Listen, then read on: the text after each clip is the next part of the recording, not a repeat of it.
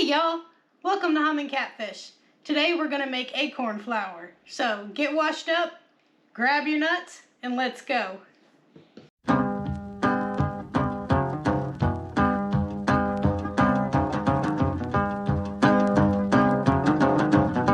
Well, I laid down last night. Well, I tried to.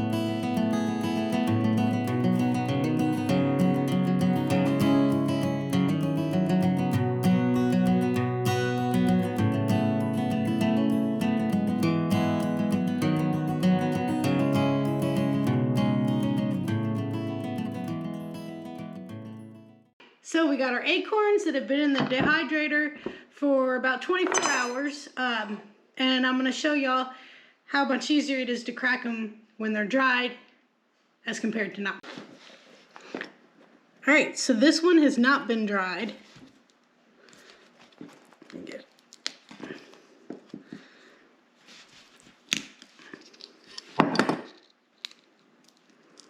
So you can see it's harder to get the nut meat out, and a lot of the testa still sticking to it.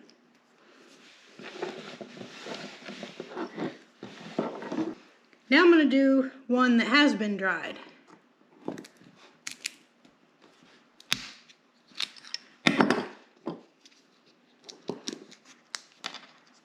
A lot easier.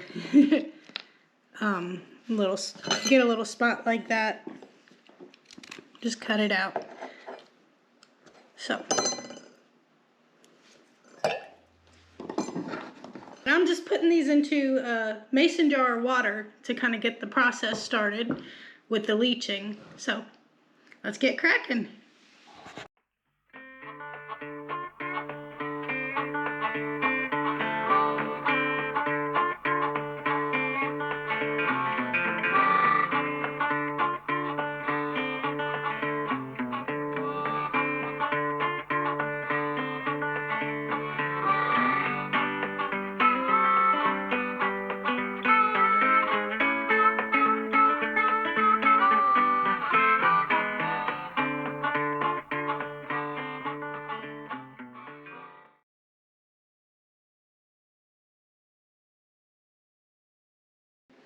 All right, before we get started, let's talk about the different methods for getting the acorns to where they are edible.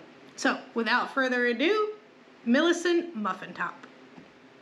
The hot water method is where you submerge the acorn nut meat into boiling water, subsequently changing the water several times until the tannins are gone. Now, this method is much quicker than cold water leaching, but you are losing the starch of the acorn meat, which means when baking, you will need to add a binder to the batter.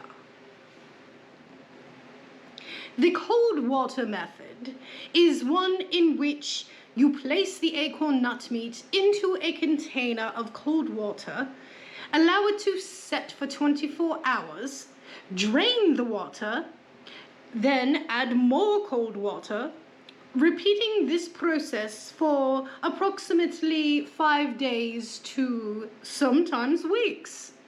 It is a much longer process, but it is more passive. You may explore other avenues of pleasure as you await the leaching. The end result with the cold water is that you have retained the starch of the acorn and may now bake with it as one would a regular store-bought flour.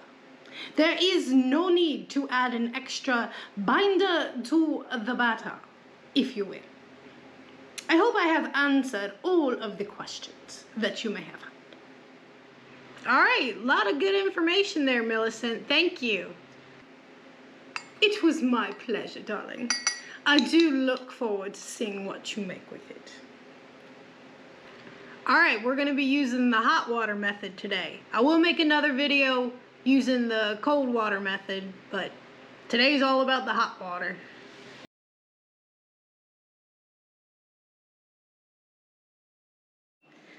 Here are some that I did yesterday. I put them into water immediately as I was cracking them with about a teaspoon of baking soda. I only do this with the hot leaching ones just because I'm not really sure what the effect of the baking soda would be on the starches for the cold leaching. So what I'm going to do is drain these and put them into a food processor and get them chopped up.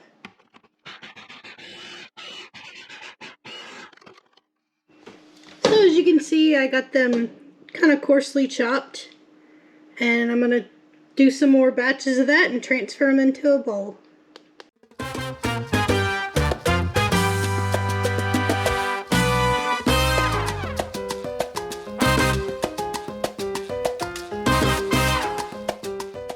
So we got our acorns ground up into a coarse meal. So I'm going to bring a pot of water to boil. And once it's boiling, I'm going to add these for 15 minutes. The acorns are in the pot simmering. I'm going to let that go for 15 minutes. And then I'm going to get a second pot of water going so that I'll have boiling water ready. And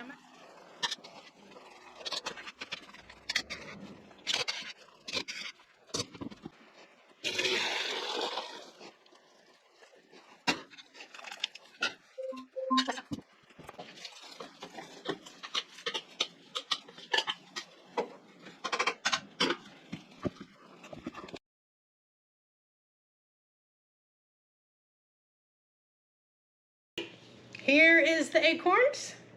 Looks really good, smells good too. It took 5 changes of water. Now before we put these on pans and get them in the oven to dry, I am going to do one final step to get as much water out as I can. I have my pan, it's still wet, but it's going to get wet again. And I'm going to put a colander in there, and then one of the tea towels. And what I'm going to do is just pour this in there. You can still see that there's a lot of moisture left. It is cooled down some, so it's easier to handle. Get all that out there.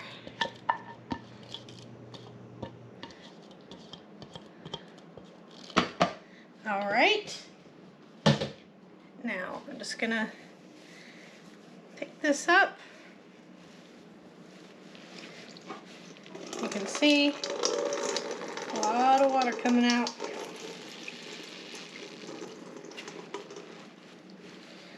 So make sure you keep the top nice and tight, and you can spin it. Definitely want it to be cooled down a little bit before you do this part.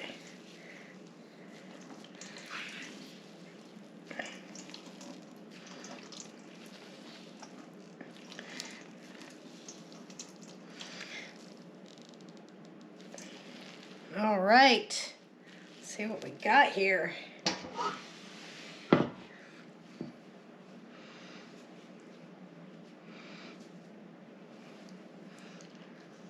Look at that. That is beautiful. All right, let's get some parchment paper and get our pans and get this in the oven.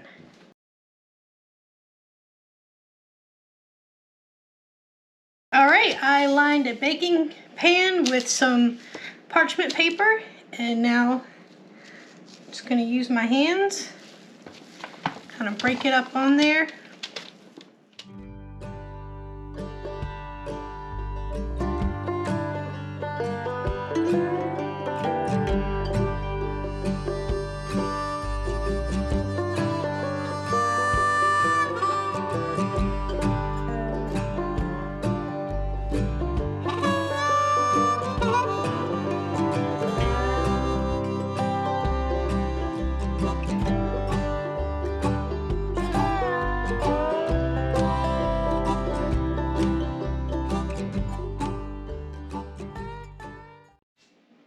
I got it in the oven at 170. I put a little wooden spoon there just to let some of the moisture out as it goes. I'm going to check that about every 45 minutes. You know, stir it around a little bit, break it up, just get it thoroughly dried. And then I'll see you back here.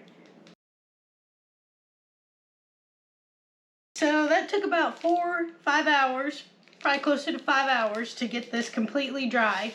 But as you can see here, now what we have is a darker color, kind of a coarse, crumbly, dry acorn meal.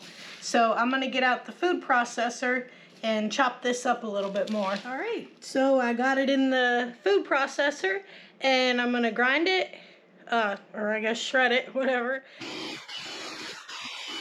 You can stop at this point if you want, but I am gonna put it through a little food mill, coffee bean grinder, and get it really fine. So, see you on the other side.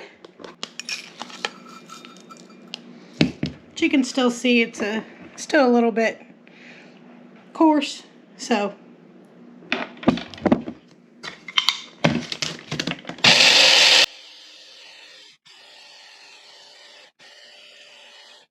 You can see pretty nice flour here. So I'm going to continue to work in batches and get this done.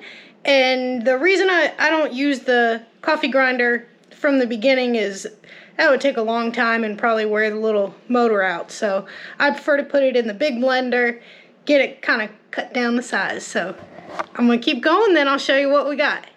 Alright, so that is a lot of work for 3 cups of acorn flour. But I'm not looking to substitute all the wheat flour in my pantry with acorn flour. I'm going to supplement it, you know, use a cup here and there in my baked goods and make that bag of flour stretch a little bit further. So, not to mention it's pretty damn cool to go out in the woods, get some acorns and make something to eat out of it. Speaking of which, let's get cooking.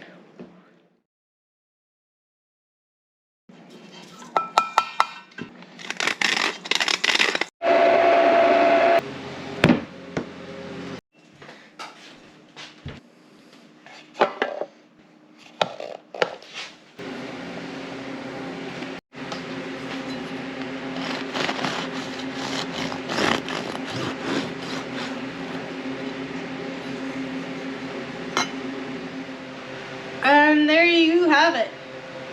Acorn bread made with hot leached acorn flour. And that's about all I got for y'all this week.